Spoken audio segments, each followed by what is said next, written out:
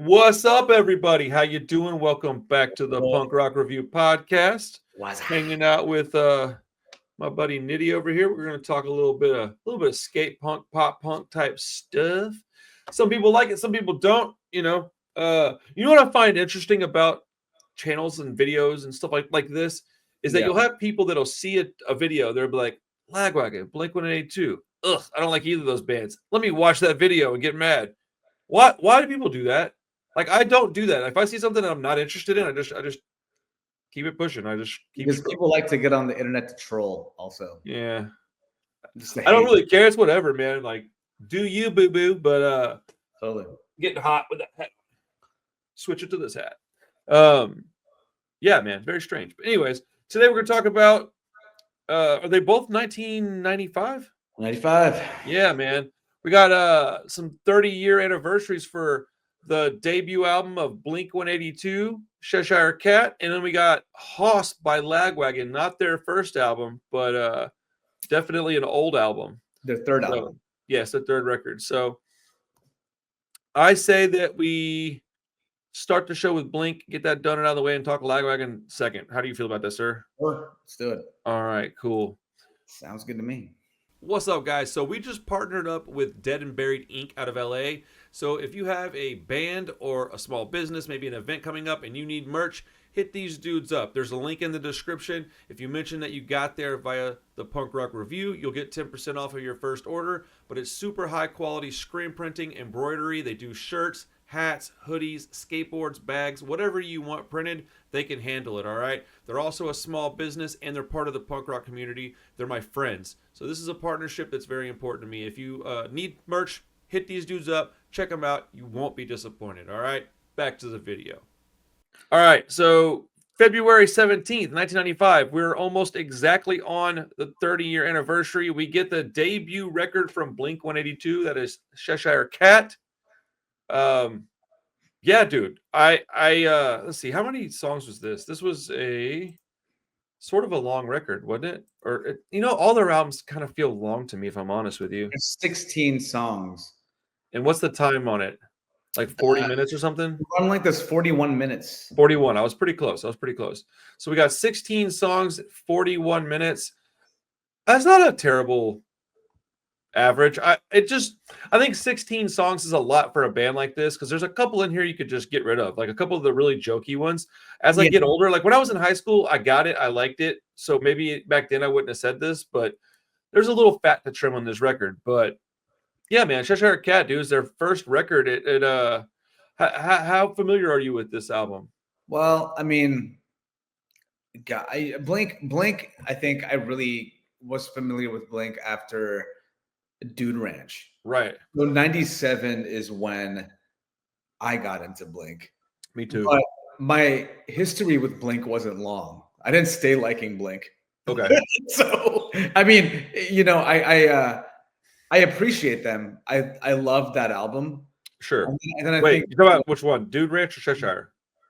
The one that came out in 97. Dude Ranch. Okay. Sorry, yeah. That album was kind of my gateway drug into Blink and stuff. And because they had a skate punk sound that I think I really liked, that Lagwagon also had. But right.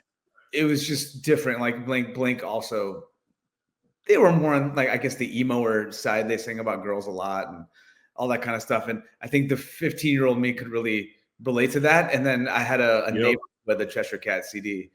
And I remember enjoying like M&M's and Wasting Time, those songs. I couldn't really name too many songs off of this record, though. I don't recall it too well. I've got a couple of things to say. One, I still have this. Oh shit! Yeah. Is that from back when you were a kid? Yeah. No. I didn't have this when I was a kid because I lost my house in a flood. This tape is from then, though. This is a first original cassette tape. I got this as I think it was a gift from somebody. Might have been a trade-in or something, but I lost everything in that flood, so I don't have anything that's actually from then except maybe 2 or 3 things in like total. But it's cool that I had this like old ass tape. Okay, I have a weird history with this album. Oh, my voice just cracked. That was weird. Okay, so question for you real fast though. When you said you didn't stay liking them, did you mean as they changed, you stopped being a fan, or you never even liked their old stuff still later on? Because those are two different kinds of things. It's like as they went on, Yeah. I stopped liking their new albums, but I always liked their old material.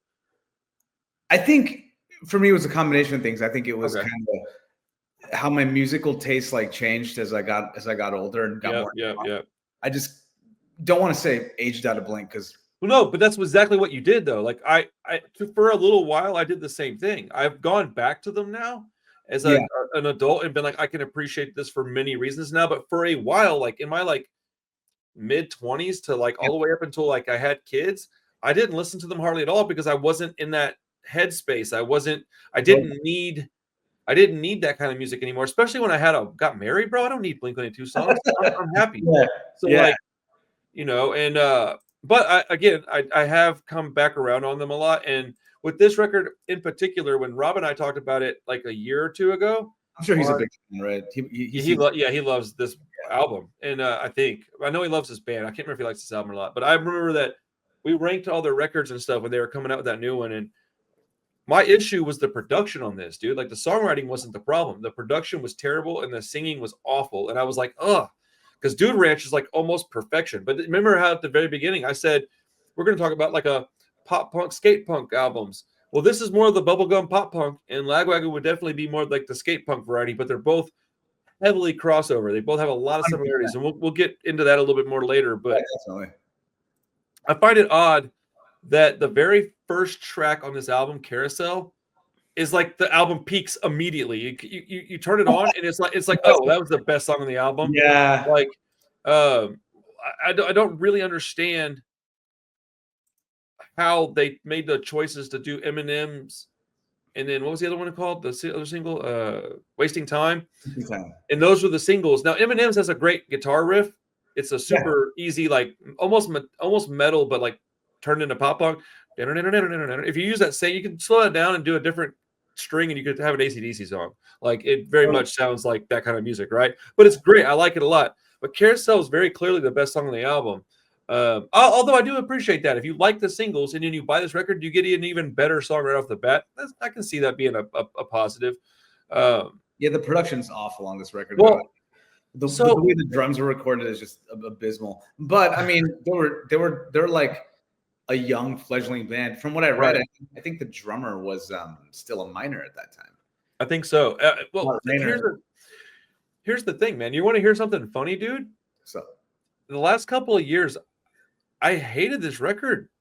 But I listened to it this time, and I loved it, dude. And I think you're gonna laugh so hard. I think like bands like Husker Du and Jawbreaker have something to do with that, because I've been listening to a lot of 90s music with 90s production, 90s sounds, 90s flaws.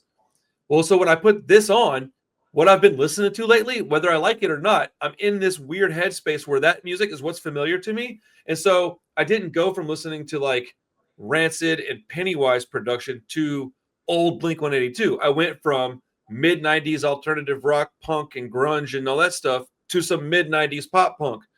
So like it doesn't sound super bad to me anymore. I think it's just a matter of perspective and kind of what you're doing. Because I'm fixing to dive into Jawbreaker and the first two Husker Du albums probably this week. I'm going to start giving those a listen. I wanted to wait a few weeks and then start listening to them. People have me pegged all wrong. They think that I'm just going to be like, I hate this and that's it. But I'm going to give these other records some time. Just to kind of go on what you said for a second, I think you'll be pleasantly surprised at the first Jawbreaker record. It doesn't sound anything that's like 24 Hour, right? No, that's unfun. No? That's unfun. Okay. Yeah, it came out in like 1990, 89 or 90. So I don't think I've ever heard that one then. Early 90s kind of pop punk. But I mean, they were like the goats of pop punk, at that time. They were a very influential band. But see, this is the thing that's going to piss people off. I don't even consider them a pop punk band. They're like an emo band to me. But in their career, later. Yeah. But, I mean, but I haven't ever heard that first album. And like with Husker Du, I haven't heard their first two yet. So I imagine I will have a different opinion of both of these artists and both these bands like in another week or two, which I have a blast doing this, man. I love it. Whether I like an album or not is almost irrelevant because I just love dissecting music. And, I literally have been called unpunk by people in the comments, and I just sit back and I chuckle because I'm like, what are you doing sitting in your tripwear pants right now talking shit on your computer? Like, you have no idea. No, I mean, Well, I don't have to pull out any kind of credentials and give them to you because I just discover things and you like what you like, and that's it. Well, it's not only that, but like you have to be like part of the scene, and I would say that I am a pillar of the scene to a degree, at least in my part of the country. So like, yeah, totally. I just find it hilarious. I'm like, damn, bro, you were really mad about an opinion because I like Epitaph stuff. I grew up in the '90s, man. I'm sorry.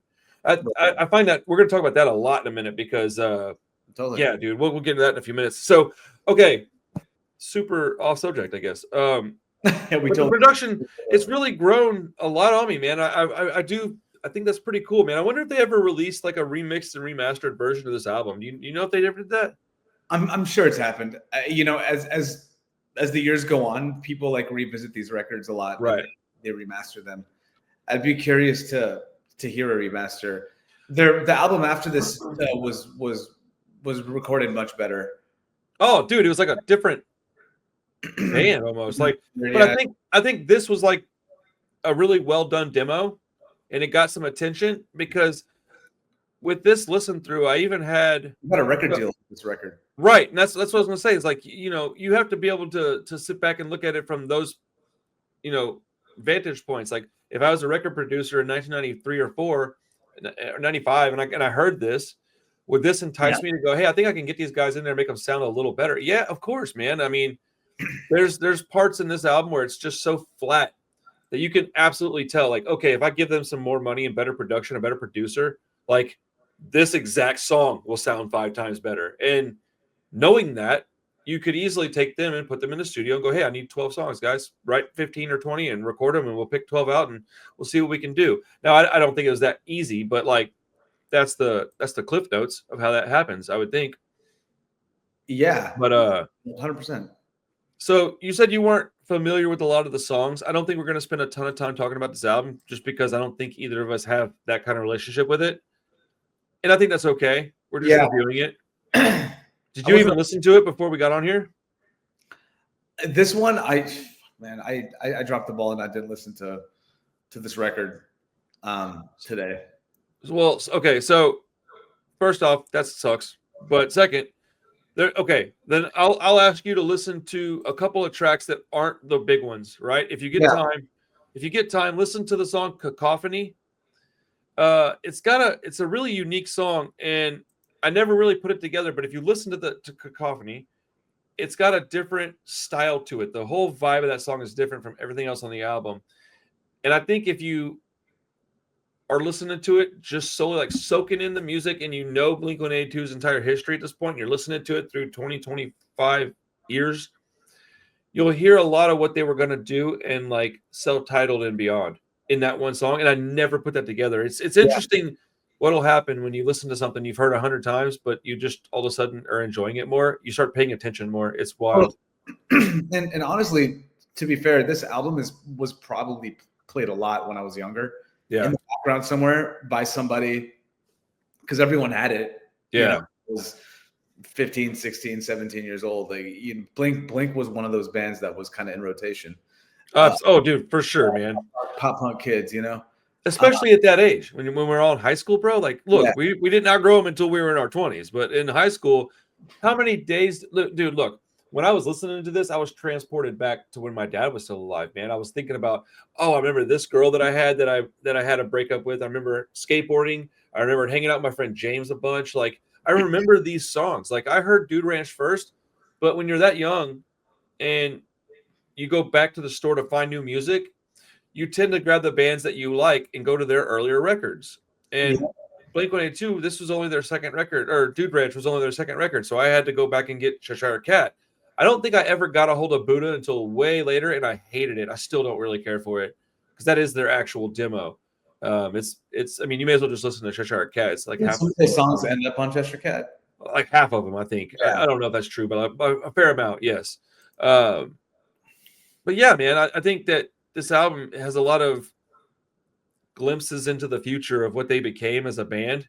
And I think Travis Barker really just opened up a lot of doors. Now, I prefer this drummer solely because he's just more of a punk rock drummer. And Travis Barker, I respect the guy. I think he's a cool dude and like objectively a fantastic musician. But like I want like more of a straightforward like Phil. Yeah, I Like mean, I don't need like the nah, bro. Like chill, dude, chill. You're ruining the fucking song.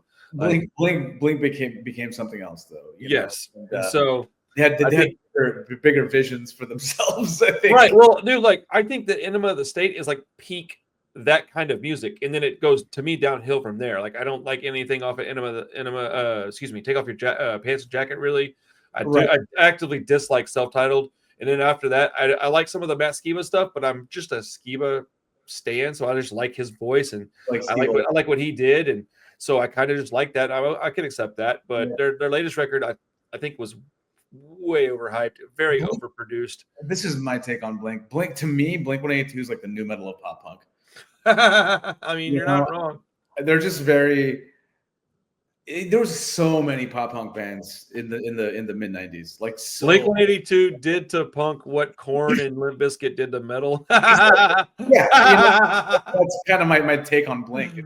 I so agree with that. Blink, they have a lane. They carved out a legacy for themselves. Arguably, they're one of the biggest, if not the biggest, band in that genre to exist. I would say that they're most important, but like the thing is this, man. Their early stuff is like objectively pop punk. It changed at some point, and I'm cool with that. It's just like AFI. Their early stuff is fantastic. I love it. I don't care for the later stuff, but kids can get into the later stuff and funnel into like punk. So I'm cool with it, man. Like we need accessible bands. Travis Barker clearly likes like real deal underground, like hardcore and punk. The other guys really like the Descendants and Pennywise. I don't doubt that a bit. So, you know, if you think about it, if I was in that band, would I want to write Dude Ranch again? And then write Enema of the State again? Like, no, of course not, man. I'd want to write a different kind of record. So I don't really fault them for it. I just don't go and listen to it. Yeah. So I think what happened to me is like I stopped liking that whiny pop punk as much as I got. You know, I was like, these guys are just they're just goofballs. Well, they're pretty goofy. Well, here's the thing. With that song Cacophony, that's where you start to get below the surface and start understanding like, oh, they're not just goofball kids. They've got some real talent. They've got some real you know, they can write some songs to do some deep music. But if you listen to the song TV, do what? No, there were some awesome songs for sure. They were really good songwriters. Well, they have after Cacophony, I think it's a couple more songs. You get to one called TV. It's got a lot of really great vocal melodies because there's a lot of bad vocal melodies in this album because they just didn't know how to sing very well yet, right? Whatever. I don't sing any better, so I'm not judging them. Well, I guess I am kind of judging them, but I'm not trying to be rude about it. But TV has some great vocal melodies. And I wrote down, I'm very surprised at my opinion of this record right now. I used to really dislike it. I think part of it is that I've been listening to a lot of, I already said that, about the 90s stuff. So, like, yeah, all the sonic sounds. But TV is another one of those songs where I heard it from a different perspective this time, and I was very pleased with what it sounded like. I think overall I would have probably rated this album like a 4 out of 10, maybe a 3 out of 10 like a year ago. And I'm going to give it like a 6.5. Like not 7 starting to get where you got like a really good album. And then you get up to 8 where you're getting like awesome. 9s are like excellent and perfect. 6.5 to a 7 somewhere in that neighborhood, I think is very appropriate for this because again, it's their debut record. There's 3 songs that are just outstanding, and there's a few that are real good deep cuts. And I've come around on the production of this a lot. I'm gonna have to eat a little crow. Rob sees this, he's gonna be like, "You motherfucker!" Is really interesting to me. He's got that Fender. Do what? The he's got like that Fender tone on this record too. It's on the guitar. Yeah, it's like this like single coil pickup. See that, dude, I wouldn't even know about that. You're gonna know more about that than me. I mean, I listen to shit like that, right? I'm like, is that a Hummer, or is that a single coil pickup guitar? Is that a Fender? Is it a Les Paul? I can usually tell. That's awesome. I couldn't do that for $1 million. But he's been playing like a Stratocaster the entire time he's been in that band. So that tone on that record is pretty iconic for, what he was doing. His guitar tone on that album. I can agree with that. I don't know what made the tone, but I can tell you that tone is absolutely iconic. It's got the strum on the guitar. Oh, that's Cheshire Cat, Blink 182. Yeah.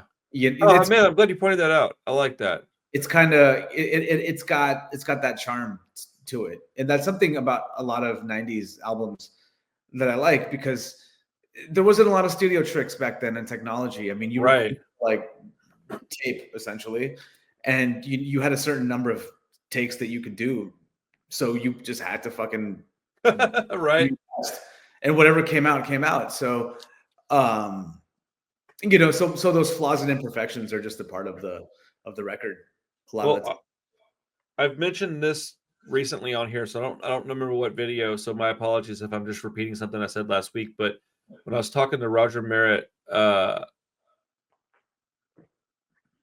he was telling me about his band, the Alligators, and they basically go in the studio and they write the songs in the studio, and they go, all right, or they'll bring a song to the studio, but it's very, very much, they don't spend a ton of time on it because they want to get a particular feel on the record. And I respect that and I love it because it does give you a different feeling. And he says they go in and they go, okay, man, play it 3 times. On the 4th time, we're hitting record. So get it. So if there's flaws, we're keeping them. Dude, I think if you want to capture the feeling of like what it felt like when you were writing the song, I think that's a really good way to go about getting that feeling through the speakers. And I think an album like this, I'm just now understanding that that's what it was. Is I was getting more of a live feeling of very young, unpolished band that were destined for stardom, you know? And for the kind of music that we like punk and hardcore, it's whenever a band goes in the studio, I think the engineer in the band would just rather have play live to begin with. Right. Because the more overdubs you do, you're taking away from the energy and the urgency of the performance. It begins to sound a little bit produced. Yeah, I mean, if you have 300 hours and you can do 17 tracks for every guitar, then it just doesn't sound like a band can even play that. It just sounds like a digital sound. But I know, right? and everybody likes what they like. I think that's more of a metal thing where they want to have like perfection with their sounds. Like I heard a lot of metal over the past 20 years that have like drums that I can't stand, because the bass drum, it sounds robotic where it's like, and there's no variance in the actual sound. So I'm like, how are they hitting it to the exact same degree and pressure every time? They're not. They're using some computer aid, and I think that's so lame. Exactly. Yeah. So those little things were make an album great. And yeah, this record is far from perfect, but I can see its importance. Definitely. Yeah, I can see its charm, and I'm glad that I've come around on it. And this is exactly why I listen to things more than once. I used to not do that. I'm very different than I was even a few years ago, which is again why I will ultimately listen to some of the Husker Du stuff, like even New Day Rising. I'm gonna revisit that record once I get into their earlier stuff, because somebody was explaining it in a comment. Like, so many people were rude, but there was a few people that were really helpful, and they were like, "No, man, once you listen to these," because the thing is like my friend can tell me to do this, and I'm like, but some dude I don't even know, I think we all kind of do that to a degree. But people were telling me like, "Oh, if you listen to the first 2, if you like them, wait a while, get used to them, then go into that one, and you'll probably see it different." The thing with Husker Du is that they're one of those bands that kind of grow on you. Yeah. It's for me, they captured me right away, because like I said, at the time I was doing a lot of acid and listening to a lot of, and you know, like sonically it just fucking hit me in a way that I it's something I wanted. You know, it was an itch that it scratched. So right. For me, you know, they quickly became I got it, I guess, you know. That's so wild. That's awesome. And you know, and the replacements were similar for me, but I think I gravitated more toward Husker Du because I just like the replacements. I've heard a little bit of, and I enjoyed what I heard to a certain degree. I'd say like I give it like somewhere between 5 and 10, like maybe like 7.5s for me. Yeah. The Meatmen, The I think that's okay. Which one are people comparing Husker Du to? Minutemen, which I don't know why people are comparing. They sound nothing alike at all. Like they're on the same label. They toured together. So I've heard them, and I didn't think they sounded alike either. No, and I was like, I don't get it, but whatever. Back to Cheshire Cat, just so we can close this part of the conversation up. I'm gonna go with I think I'm gonna go 6.75 on this record. Like it's very close to a 7 now. And I think with a few more listens, it might get to a 7. But there's a couple of songs that I think should be taken off of it, and for that reason, it'll probably never eclipse like a 7.5. I could love this album, and it'll never get higher than a 7.5 because there's like 2 or 3 songs that absolutely need to be taken off of it. But there's a lot of charm there. There's a lot of things that I didn't hear before because I was too stubborn because I just didn't like the production, so I didn't give it the proper chance. And I think that's I don't think there's anything wrong with that. People get all up in arms about it. It's like, look, dude, that's how I felt at the time. Like I'm allowed to change my mind. I'm allowed to grow as a person. I'm also allowed to decide I don't like it anymore. So if I love some album and then 2 years down the road I go, don't like this anymore. And there could be any number of reasons. I can't even listen to Anti-Flag anymore. And they were like one of my favorite bands of all time, and I can't even hear their songs because I just go, ugh. Like, it's once it's kind of soured for you, it's really hard to get into. Right. Yeah. So I know people talk about like separating the art from the artist and stuff, but I can't hardly do it. Yeah, I really do. It's hard for me to do that. It's like no one's gonna listen to R. Kelly anymore and be like, "Yo, that shit's the jam." I always bring up R. Kelly because he's the big popular guy. And I'm like, dude, do you listen to Chris Brown and then think like, oh, he's such a sweet guy to women? Like, no, yeah, you don't. Shit too. Fucking Chris Brown, like, yeah, let's. But nobody's perfect, myself included, and my favorite bands aren't perfect. So I'm gonna shut up and just keep it pushing. I try to be respectful. That's all I can do.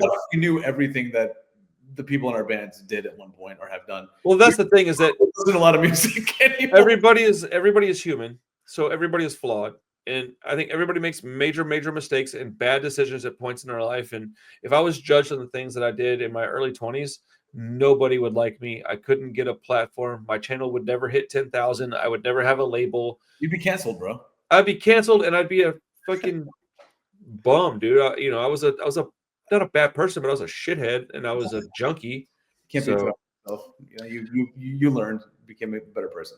Blink-182, Cheshire Cat has absolutely grown on me. I think that record deserves a little more respect than I was giving it. So hats off to Blink-182. It's about to turn 30 years old in just like a week. Congratulations to Blink-182, to specifically Mark and Tom, because like they were there from day one. So totally, it's pretty incredible, man. Pretty incredible. I like that. Sorry, what? I like that they're still at it. Yeah, and Mark has conquered some stuff. They've all three actually conquered quite a bit. Travis Barker in that plane accident, Mark and his cancer. Yeah. Mark had cancer. Tom and his like going off the rails and being kind of where's Alex Jones? Fucking bro. Well, that shit.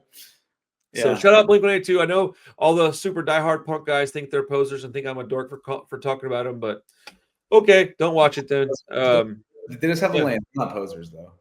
Whatever.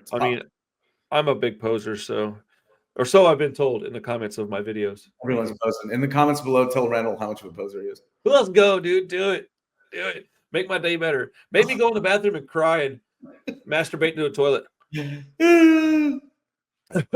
Oh shit. Ow. Okay. All right. Let's see. This one is going to be interesting. I wish I had more to say about Blink. That's all good, dude. We could talk about them another time. I'm sure we will. All right. Okay, so November 21st, 1995. Coincidentally, my mother's birthday. Oh shit. Yeah. Well, she wasn't born on 95, but her birthday's November 21st. Gotcha. Fat Records, man. We get Lagwagon Haas, their third album is 14 songs. It is 39 minutes. I'm going to say something real quick, and then I would like you to, my kid just walks in here like it's no big deal. And just, hey, Dad. I'm like, what's up, fool? He's going to the bathroom like there's a whole other bathroom in this house. He just wants to come in here. Is it Parker? Yeah, dude. What's up, Parker? Hey, little bear, when you're done, come here and say hi. He's like, okay.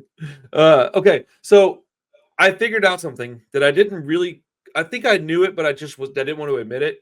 Mm-hmm. I never really cared for Fat Records bands.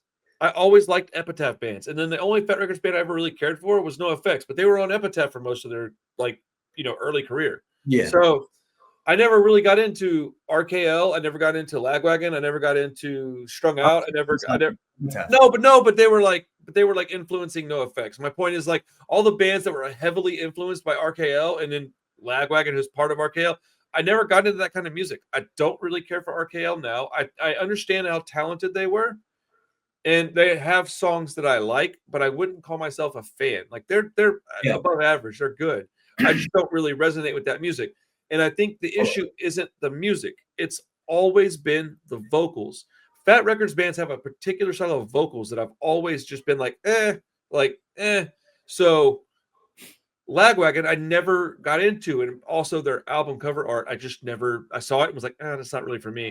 And I think, Do you look at Haas? You don't like the Haas album cover? I hate their album covers. Dixon.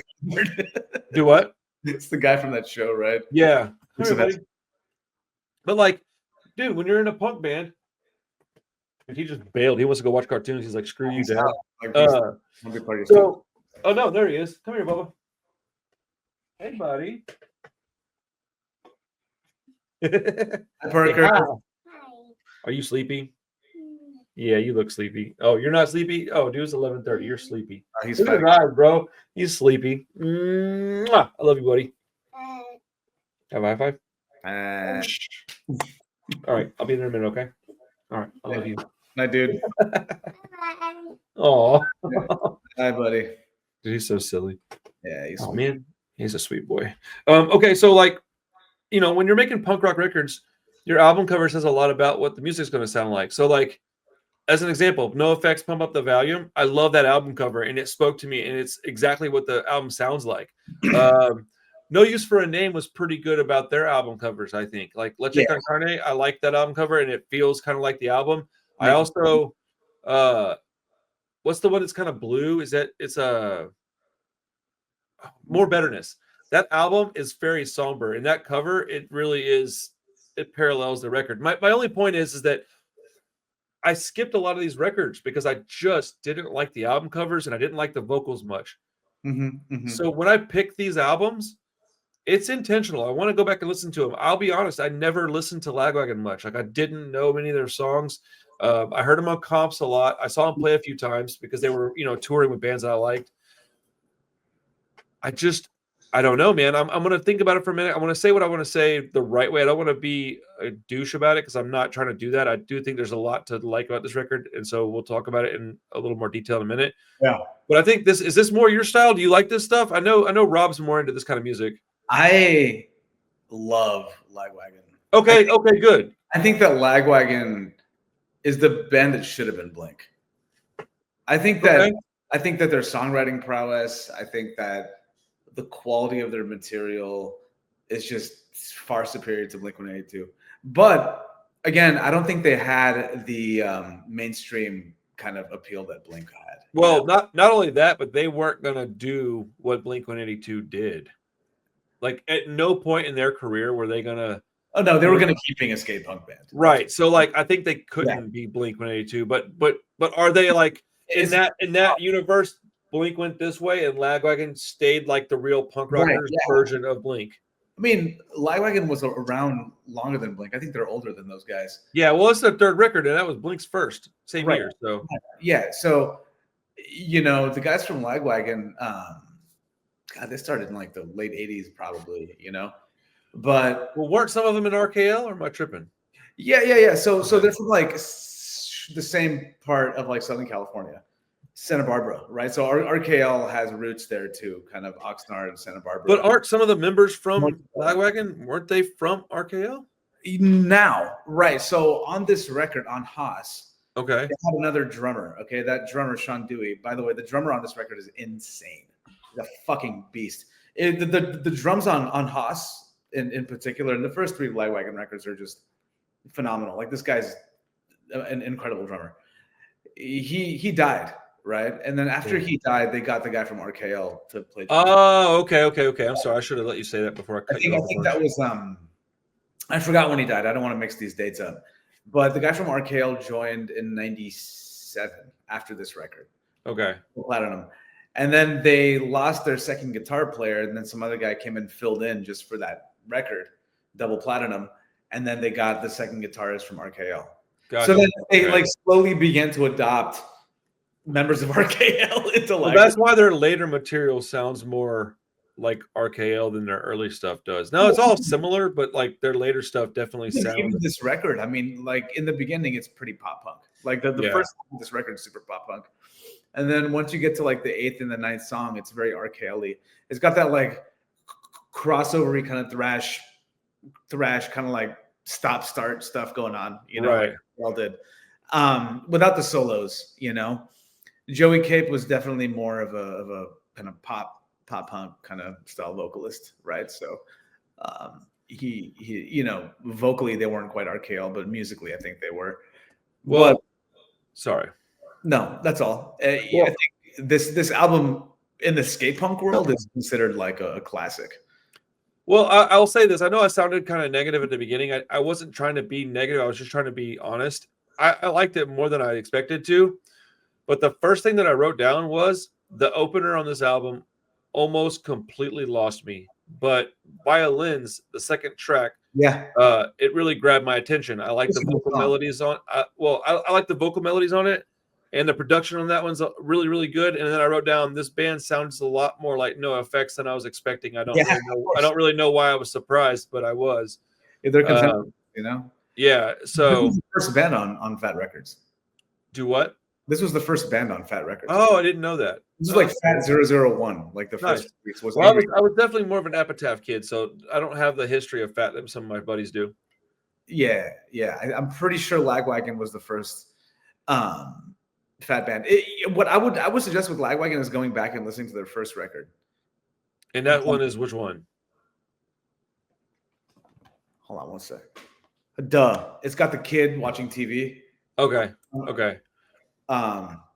Having like a Pepsi or whatever. That one is more of like straightforward, kind of just really fast kind of skate punk album. It's more melodic than poppy. By the time, and then the second one, Trashed, is also they're beginning to kind of get more into their pop punk kind of style. Sensibilities. On this record, they kind of went full fledged like pop. This is considered among many fans of this band to be their best album, but after this, they put out a bunch of other material. I enjoyed the record, man. Sleep has a melody at the beginning of it that reminds me of a Nirvana song. I fucking hate Nirvana, but what? Oh, I can't stand Nirvana. No, I'm just saying, like, you know, I like this song, but I fucking hate Nirvana. I know it's funny, huh? It just reminds me of a Nirvana song. I can't remember which one, but there's a melody that reminds me of it. I'll find it and put it in the comments. Is it All Apologies? That song, All Apologies. I can't remember. I don't. Off the top of my head, I wouldn't be able to tell you. But when I find it out, I'll put it in the comments if somebody else hasn't already done so. There's a drum intro on Rifle that is pretty good. I really enjoy it. It's kind of surfy, but the guitar riff has a very Offspring sound to it. And when I say it's got an Offspring sound, I'm not saying that Offspring influenced these guys. I'm just saying that the sound reminds me of Offspring. People get that always get their panties in a wad. As an example, I wrote Razor Burn is a very Blink-182 song. It just reminds me of Blink a lot. I have no idea if they were friends or whatever. It's just got that kind of the kind of punk that was popular back then. It's a very good song. I don't know that Blink-182 had anything to do with they didn't, they weren't listening to them. I don't guess, but like they just have a similar sound. We're listening to Lagwagon for sure, 100%. No, Blink was, yeah. But people hear me say that this Lagwagon song reminds me of Blink, and they think that I'm saying that Blink was influencing Lagwagon, and I'm like, no, I'm just saying like this song reminded me of this. So, don't get upset by it. Weak all the time. They went on tours and shit. I'm sure. The last thing I wrote down was that Weak was my favorite vocals on the whole album. It's one of the faster songs on the record, and I liked it a lot. As far as like particular tracks that I liked, I'll get into that in a few minutes. So, what are your favorite songs on this album? On Haas, Violins, of course. Let's see. Well, like the digital version of this, it's got like, dude, I don't know, man, like almost 10 more songs, 12 more songs. Yeah, it does, because it's got a bunch of outtakes and then like side B's, B-sides too. So they have a bunch of B-sides. They had a bunch of material that they never put on the record that is also really good. Like there's a song called there's a bunch of good songs within that stuff. Layman's Terms is one of the songs I like that didn't make the cut for the record. Which one? Layman's Terms. Yeah, it's a fantastic song. They put that on a Fat Record compilation, like I think The Survival of the Fattest. Okay. Like 1995, right when this record came out. Razor Burn is a good song. Shaving Your Head. Sleep. I love that song. I like that one too. Yeah. Bombs Away is a great song. Oh yeah, Bombs Away. That song sounds like yeah, okay. Yeah. That song's good. Sorry, I was thinking of it in my head. All right. Yeah. That's a good song. I think Lagwagon, I mean, I started getting into No Effects around the same time period, right? So it just like they were a great alternative to No Effects, you know? Right, when you wanted the same kind of sound but different songs. Same kind of sound, right? They're just super like SoCal kind of like skate punk, you know, the contemporaries of each other.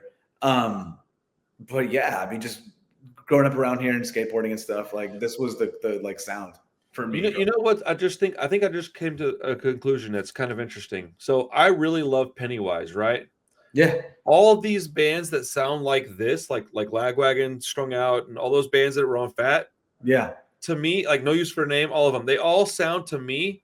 This is not. I don't mean to be like a prick about this, so please don't get upset, people. They all sound like lesser versions of Pennywise, and I think the real difference is Pennywise is pretty much always like really fast, and these bands have tempo changes. They have like slower songs, really fast songs, mid-pace songs. Where Pennywise is kind of always like super fast. They're like a little heavier than these bands. These bands are more poppy than Pennywise, I think. They're more poppy. Yeah. And so like I think that's the difference. And I got into Pennywise first. I bet if I had heard these bands before I heard Pennywise, I would like these a lot. And then I would also have been like, oh, and I like Pennywise. But I heard Pennywise first, and I heard a lot of it, and then I heard this stuff and was like, I think a lot of this stuff really depends on like when you found it and when you discovered it. Music has a way of if it hits you at the right time, the right place in your life, then you kind of gravitate and hang on to it.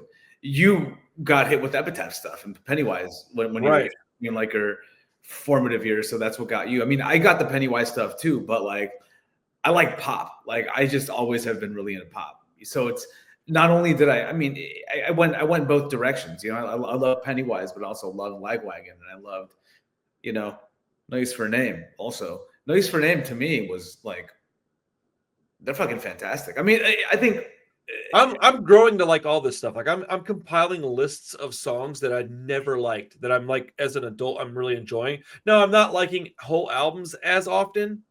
Yeah, that doesn't really matter, man. In this day and age, I can build playlists and stuff like that. I know it's not really your jam, but I like it because I can build playlists that like. Well, I know that that's not really how you listen to music, but when I'm driving to Austin, I'm building playlists that I can just play it. But it is my playlist. It's curated. It's not just like a automated playlist of any kind. And they have a new thing where you can have. Well, you don't give a shit, so whatever. But I like that I can go and pick out 8 songs out of 12 and be like, look, the few that I don't like, I don't have to listen to. Now, if I had a cassette deck in my car, I would just do the same thing with tapes, right? So that's what it reminds me of. It reminds me of tapes. Like fast forward or whatever past the one that you didn't. Bro, I used to love mixtapes because I didn't have to worry about songs I didn't like, man. It was so convenient. But I would take tapes and CDs and I would make my own mixtapes and then I would just put all this stuff away and let it sit in good condition. But yeah, man, there's a lot of songs. I like Violins was the one that I was like, okay, I'm glad this was second because after the first song I do not care for. Sleep I really enjoyed. Rifle, Weak, Bro Dependent, Razor Burn was I think one of the better ones. Yeah. Wind in Your Sail was really good, but that's one of the extra songs. Oh yeah, that was a B-side. That's a good song. Yeah, Layman Terms, like you said, was really good. Yeah, dude, I was honestly like very, very pleasantly surprised. I enjoy this band. Do what? I think you can really enjoy this band. You know, if you give them a fair shake, they have a lot of they just write really good songs. Well, the only Fat band that I absolutely don't like that I know I'm not gonna like is Strung Out. I don't like them. Never really have. I've tried a few times. There's plenty of No Use for a Name that I like. There's a lot of Lagwagon that I like. Most of the bands on the label, especially their stuff now, they're putting out great bands now. But Strung Out's vocalist is kind of cornball. I can't get into that band. I've tried, man. I really wanted to like them. It's one of those things where like everybody I know likes that band. Like, why can't I enjoy them? And I listen to it. I'm like, fuck, this is terrible, dude. Like, it's so bad. Strung Out's not a band that you admit that you like. Dude, I'll say that much. I like wait them. till you see the comment section when I said that. People are going to shit all over me for saying that. I think shit on you. They're really big in Australia. Strung Out's one of those bands that had a bigger. A lot of these like skate punk bands from the 90s, they have a huge fan bases in other countries. Isn't that weird? More than the States. So they'll go to like Sweden or Denmark or like fucking Australia. Australians love this shit. I don't know, they eat it up for some reason. But I mean, they fly out there and they go tour and play out there and stuff. But I did want to mention one thing about these two albums, this sound. Okay. It's a sound. It was like the last record we talked about, A Global Threat, right? And we're like that street punk sound from like a time. It was a time and a place. Not this sound, I don't think can really be done in a new way and still hold up. You know what I mean? Like I agree with that. I think this the like skate punk sound of the 90s was very it belongs where it was. I don't want to tell anyone that they can't play or shouldn't play a certain type of music, but you know, it didn't necessarily. Very few bands aged well from this time. Right. And that's why I think Lagwagon holds up. These songs, they're 30 years old, and I listen to them today, and I'm like, fuck, this is still good. It's like wild.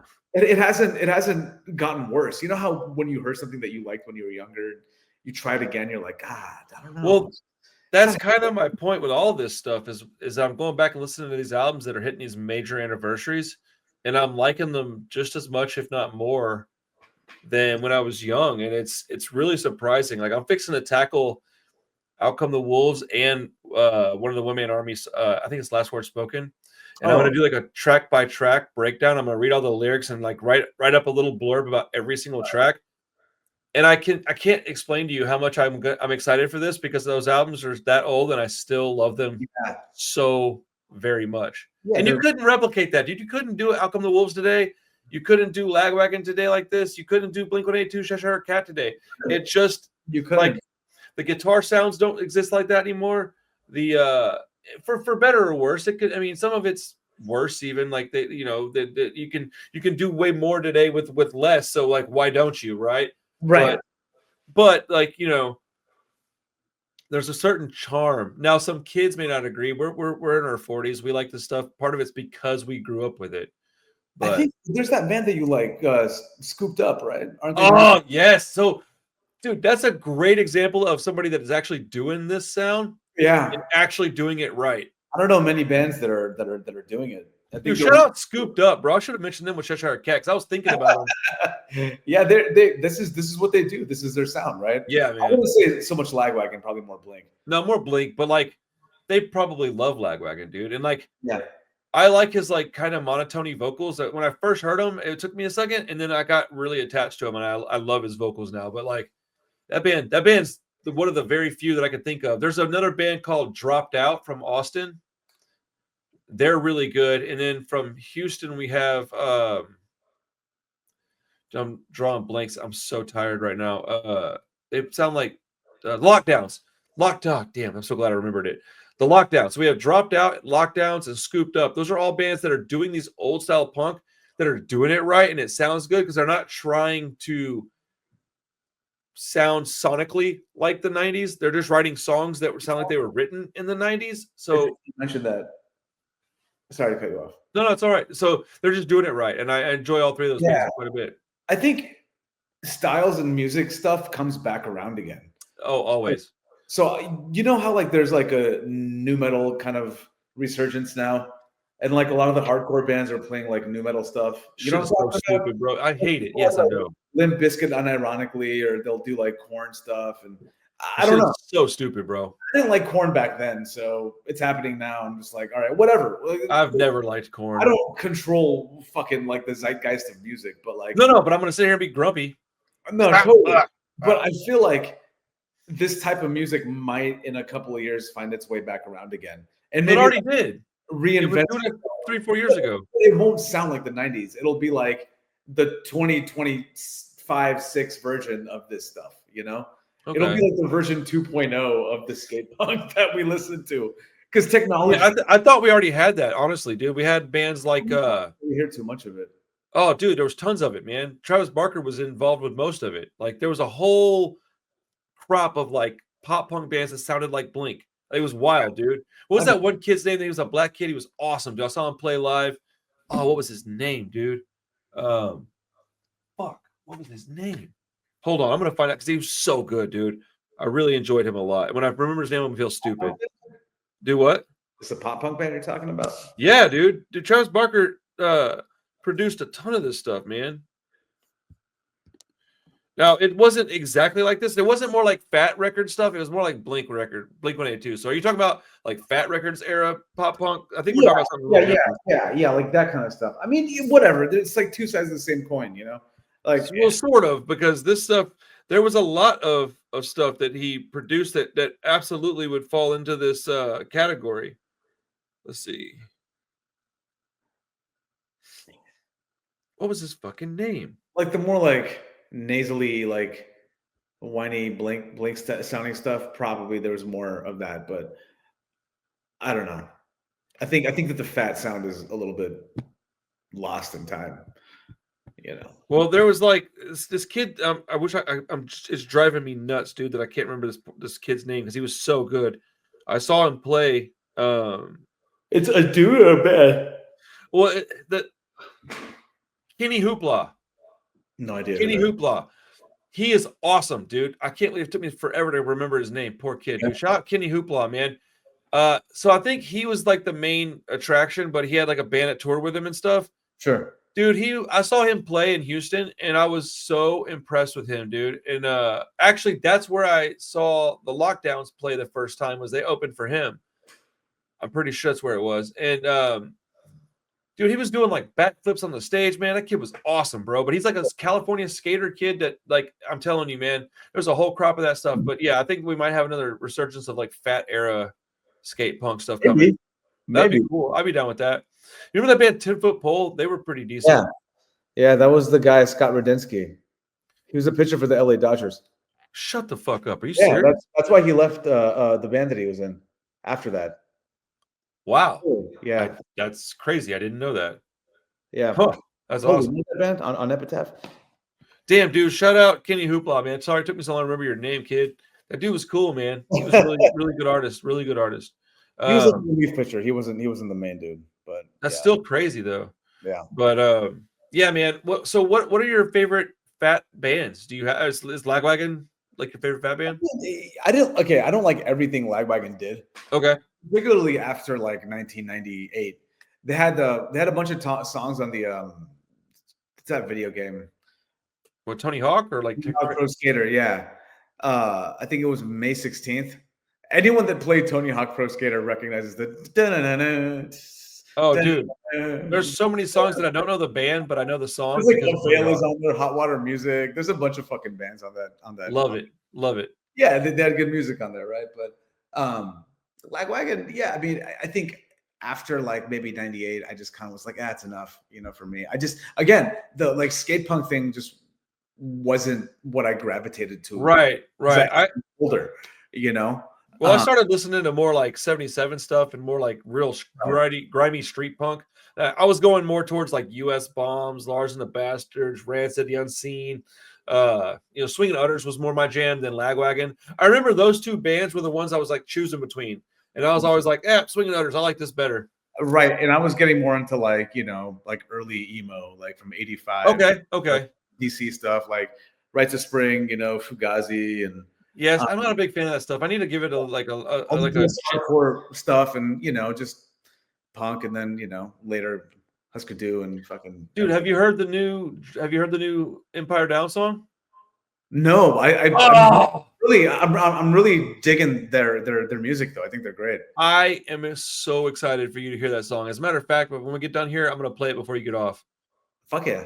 It's so fucking good, man. At least I think I can play it. I should be able to. If I can't, I'll just send you. We'll go to my Bandcamp. You can listen to it off of that 7-inch. The one you play sometimes on the string. Yeah. Well, the other one I think is even better, honestly, because his vocals he does some really bold shit with his vocals. Nice. It's stuff that I wouldn't have the courage to try. It's just, I mean, it's like if you gotta go for it. I know, dude. I know. Only it's like What's that band that was like barefoot all the time? Turnstile. It's like a Turnstile was good. Yeah. Turnstile. Turnstile's cool, man. I respect Turnstile. I mean, you can have it. I don't want it. But yeah, it reminded me of that a little bit, but I enjoyed it a lot more. Well, hell yeah, dude. Lagwagon. I think that this album, I think I'm gonna give it like a 7.5. I liked it enough to get it's the production is far superior to the Blink stuff. Yeah. The playing was tighter, the songwriting was tighter, so it deserves a higher grade than that, based solely on all that. Now the songs I'm not as familiar with as I am the Blink songs, but they are. I don't know if better is the right word. I like some of the Blink stuff a little bit better, but it's not like they're objectively better. They're subjectively better because I like them better. But I think if you had to give it like an actual objective grade, there's no way you could compare them really. Yeah. I would go back and listen to the first two Lagwagon records. The one. Oh, I'm gonna have to. I'm gonna have to. I think, you could go back in time. And then if you want to go forward, go forward. But they get a little more polished and emo-y and at times. Hey, I'm interested in some of your emo picks. I need you to send me a list of some emo stuff to listen to. I don't really like that kind of music much, so I probably won't like a lot of it, but I am interested. Trio, that's pretty, Yeah, know. but you're talking about like Rites of Spring and Fugazi, and I hate both of those bands. Oh yeah. Okay. Well, I can't stand Fugazi. That shit's terrible. Yeah. Well, but I mean, like, whatever. I like terrible music too. It's like arty shit, Yeah. Weird. I'm a ape, dude. I'm like, It's the guys from Minor Threat. Versus one of the guys from Minor Threat. Yeah, Minor Threat's okay. Do you like Minor Threat? They're mid. No, I'm playing. I love Minor Threat. But Minor Threat was badass. I love Minor Threat. 10-inch. I remember when my friend gave that to me in 7th grade. I was like listening to fucking, Blink and Green Day. He's like, hey man, we used to skate together. He's like, dude, check this out. And he gave me the Out of Step 10-inch, and I'm like, yes, these guys suck. Oh, dude. I don't get it. Why does it sound bad? Like, why is it produced? It took me forever to listen to like that stuff. DOA, Minor Threat, Black Flag, Misfits, all that shit. It took me ages to appreciate that. The Minor Threat was the first one that I liked because he wrote catchy songs. Like their Minor Threat song and Seeing Red and I Don't Want to Hear It. Those are catchy songs, dude. Yeah. I've been having this cold for like a week. It's killing me. Yeah. I keep rubbing my eyes because they're all dry and like itchy, like burny. Like I think I might have allergies or something. But yeah, dude, that was a really good time. I mean, I enjoyed the Lagwagon listen more than I thought I was going to. I am excited to give them a little more time once I have some time. I got other stuff I got to do first, but I'm driving to Austin pretty soon, and I think I'm going to do like I think I might throw a bunch of albums on a playlist and hit like random and then start giving like the thumbs up to songs I like and then build my own like Fat Records playlist. Yeah. I mean, the Fat stuff, if you can somehow listen to albums released by year, kind of go logically through their timeline, you might find that you'd appreciate more of their what they put out, their catalog. Hell yeah. But anyway. So okay. Well, shout out to Scooped Up, shout out to Kenny Hoopla, shout out to Empire Down, bro. Oh, also the Before Dawn pre-order just went up today. So like if you're interested in Before Dawn, it's $22. It's 12-inch EP. Yeah, very, very good music. I'm bummed we missed them, man. We took their place at that show. Dude, that's crazy, man. Well, after I found out what happened, their dude got a car. Yeah. Like, that's awful. But that's the band I wanted to see. It's kind of fun. I was hoping one of the other bands dropped and they were going to. I know. I could tell by your text that you were like, damn it, man. Really? Yeah. I was like, but it's all right. It's all right. I'll see them next time. Well, next time we talk, we're going to talk about, what was it we just got? Bad Religion, Against the Grain, Poison Idea, Feel the Darkness. Poison Idea I like, but I'm not as familiar with them as I would be Bad Religion. So I'm pretty stoked about this one because I do like Poison Idea. For some reason, I always lump them in with Negative Approach. I know they don't sound the same, but I feel like they just kind of go together. I don't know why. I think it's because a lot of bands cite them as like angry American hardcore bands. Right. Right. Well, a lot of bands like cite them as influences together. And I think I've just kind of heard that a lot. And so I always associate one with the other, which doesn't necessarily make sense, but whatever. Poison Idea to me is the greatest American hardcore band. You're not the first person to tell me that. I'm not saying the greatest. I mean, like, they're iconic, the guys that did it. Yeah. Well, I'm working on a top 10 Texas punk bands list. It's sure to piss off a lot of people, but it's got a lot of great bands on there. So I hope people go and listen to it. And I've already decided I'm going to do a part 2 where it's not like my top 10, but it's 10 more Texas bands I want people to be aware of. And I might even do a third because there's a lot of bands from here. And there's a lot of bands I've never even heard because, well, you can only listen to so many bands. So, yeah. So, hell yeah, dude. That was right at an hour. Good shit. Yeah, please, everybody, like these videos, subscribe to the channel, talk shit to us in the comments, dislike them if you hated it. If you hated it, dislike it, let me know. Don't forget, Greg Valencia from Grimple, it gets uploaded on, I think it goes live on Friday. So shout out Greg for coming on and hanging out. I appreciated his time. Eldopa, by the way, don't forget about Eldopa. Dude, we're gonna do a second video because I didn't realize he had a bunch of other bands. He wants to talk. He's like, I was like, shit, dude, let's talk anytime you want. So he's super nice guy. I appreciate that. That was like another legendary guy to me. Like that was a big one for me to talk to him. So you see the patch on your jacket, bro? You know what I'm saying? Oh, I'm sure, dude. I'm a dork, dude. Like fucking. You're owning it. I have no. Do what? That would wear the like shirt to the show. Shit, no, I don't do that. I don't do that. But I remember when I was in a band, and I would be so broke that I had to wear like my own band's shirt. Oh, your own band t-shirt. Yeah. Because I'd be like all dirty and gross. I'm like, shit, I can't be looking like this and throw on a crow's feet shirt and go play a crow's feet show. People are like, this fucking bum. I'm like, yeah. It's whatever. Yeah. Hey, man, we're crow's feet from Houston. Get high. That was my intro. And I didn't mean like weed, guys. I don't smoke weed. What if everyone else did? They can't smoke weed? I threw a bag of hypodermic needles in the crowd once. That's wild. I was a wild dude. Like I'm kind of a dork and I'm an old guy now. I used to be wild, dude. Like, what's up, dude? Like, what the fuck?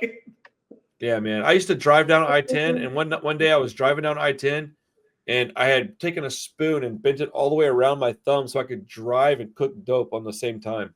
Sick. I would burn the shit out of myself because you start lighting it, and it doesn't take long. Well, like once it gets a little warm, then it gets really hot fast. So I'd be driving. I'm like, all right, I'm doing okay. I'm doing okay. Ah, fuck. I've spilt lots of drugs in my lap. One time, yo, shout out. I'm not gonna say his name, but like, shout out to the homie, bro. If you're watching, you know exactly who you are. I was driving down the road one time. We were doing like big rails of cocaine on this big piece of glass. It might have been on a CD case actually, but it was like, whatever. And I don't know what possessed my homie to do this, but he lights a cigarette and there's like, I don't know, dude, like at least a couple of grams on this tray, like all of our coke.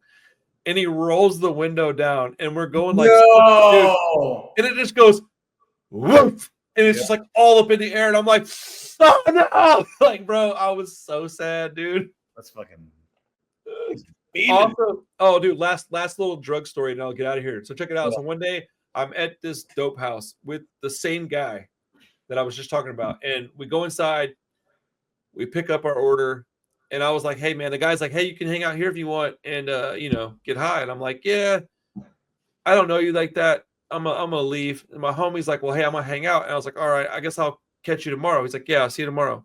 So I go out in the car, and I'm in the car, and I'm loading up a shot, and I'm chilling, and I'm like sitting there, and I'm like looking around, and I'm paranoid, right? Because I did a couple bumps on the way to the car because I'm a junkie.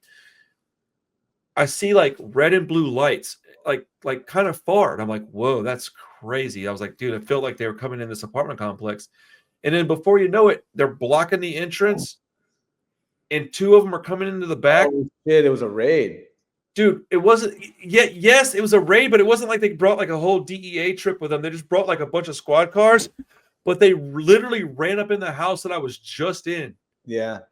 And I'm sitting there and I'm like frozen. I literally just leaned my seat back like this.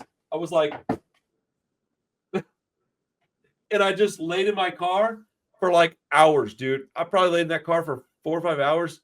And I went from like high to like not in Jonesing, knowing I had some drugs in the car, but I didn't want to move because I was so paranoid. Bro, I stayed there all night, dude. They arrested like 4 people. Dude, it was fucked up. I was this close to going to jail. Sounds like one of those nights. DARE, guys. Drug abuse resistance education. Stay out, dude. Stay in school. Don't do drugs. Listen to skate punk. That's the best advice I could give you. Wow. Or be a Yeah, curmudgeon mohawk wearing spiky jacket gatekeeper and tell me I'm a poser. But what? Do one of those things and don't do That's the gonna drug. happen anyway. Don't worry. It is, dude. See y'all later, fuckers. Peace.